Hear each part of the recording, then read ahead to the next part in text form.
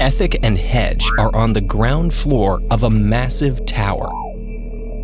Barriers of energy separate them from their quest's second goal, the node of creation.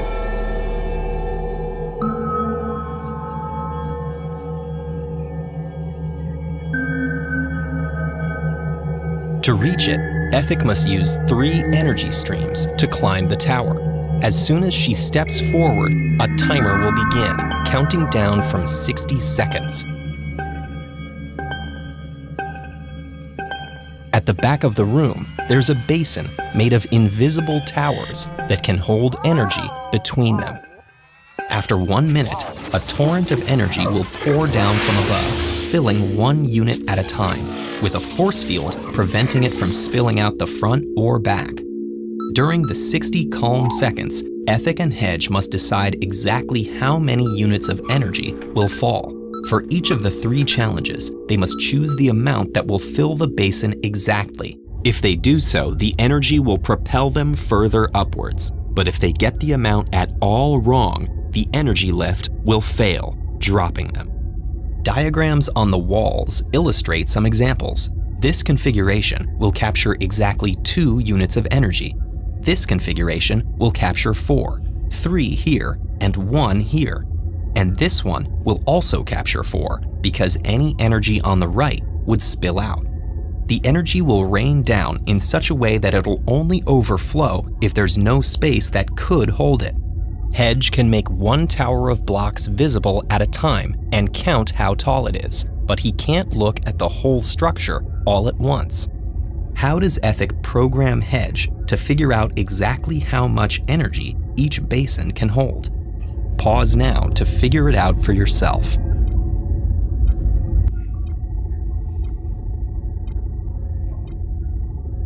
Here's one way of thinking about what's happening. Each unoccupied cell will hold energy if and only if there is a wall eventually to its left and a wall eventually to its right. But it would take a long time for Hedge to check this for each individual cell. So, what if he were to consider a whole column of blocks at a time? How many units of energy can this hold, for instance?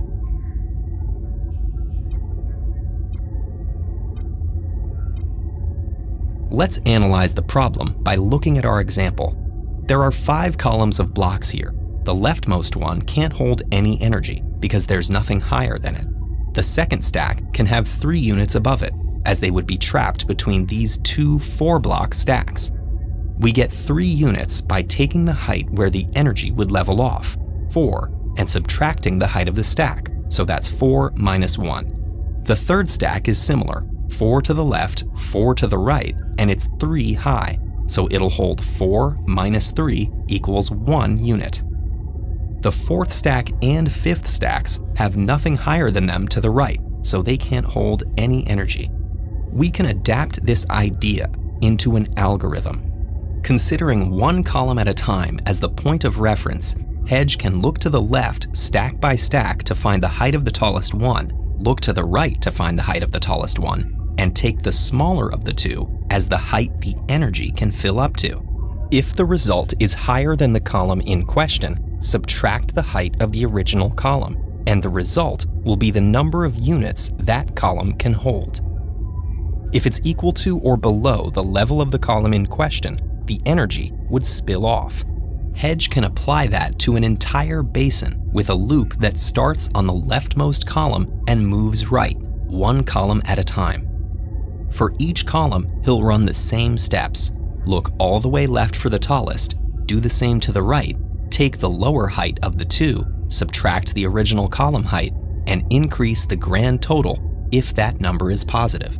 His loop will repeat as many times as there are columns. That will work, but it'll take a long time for a large basin. At every step, Hedge repeats the action of looking left and looking right. If there are n stacks, he'll look at all n stacks n times. Is there a faster way? Here's one time saver. Before doing anything else, Hedge can start on the left and keep a running tally of what the highest stack is. Here that would be 2, 2 again, since the first was higher, then 4, 4, 4. He can then find the highest rightmost stacks by doing the same going right to left. 1, 3, 4, 4, 4. In the end, he'll have a table like this in his memory. Now, Hedge can take one more pass to calculate how much energy there will be above every stack with the same equation from before. Take the smaller of the stored left and right values and subtract the height of the current tower. Instead of looking at n stacks n times, he'll look at n stacks just 3 times, which is what's called linear time. There are ways to optimize the solution even further, but this is good enough for our heroes. Ethic and Hedge work as one. The first cascade is a breeze, and they rise up the tower. The second is a little tougher.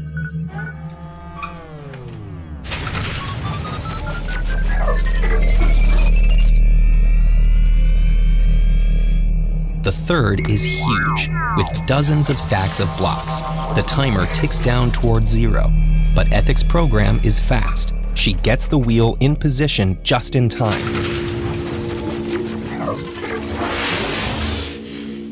And the energy lifts them to the node of creation. Like the first, it reveals a vision, memories of years gone by. The world machine changed everything, and Ethic, in her position as chief robotics engineer, grew troubled by what she saw. When the Brad barrier went up to keep the people in, she knew something was seriously wrong. So she created 3 artifacts with the ability to restore people's power, creativity, and memory, and smuggled them to 3 communities. Before she could tell people how to use them, the government discovered her efforts and sent bots to arrest her and the other programmers. The last thing Ethic used the world machine to create was a robot that would protect the ancient device from the forces of ignorance by enclosing it in a giant maze. She named her creation Hedge.